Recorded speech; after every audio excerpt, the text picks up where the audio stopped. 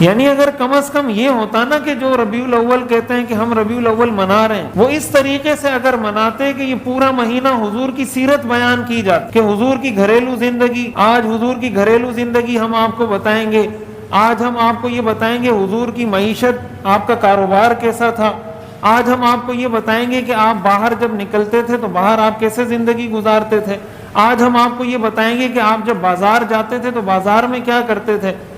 یہ چیزیں اگر بتائی جائیں تو قوم کو فائدہ ہو، امت کو فائدہ ہو، تاکہ پھر ہم اس کو اپنانا شروع کریں۔ جب ہم اس کو اپنائیں گے تو ہماری زندگی ٹھیک ہو جائے گی۔ اسی کو شریعت کہتے ہیں، اسی کو اسلام کہتے ہیں۔ لیکن یہ بہت افسوس کی بات ہے کہ اللہ تعالیٰ تو قرآن میں یہ کہہ رہے ہیں کہ تمہارے لیے رول ماڈل حضور کی شخصیت ہے۔ یعنی کب وہ وقت کب آئے گا، وہ ٹائم کب آئے گا کہ جب ہم تھوڑا سا اس پہ سوچیں گے۔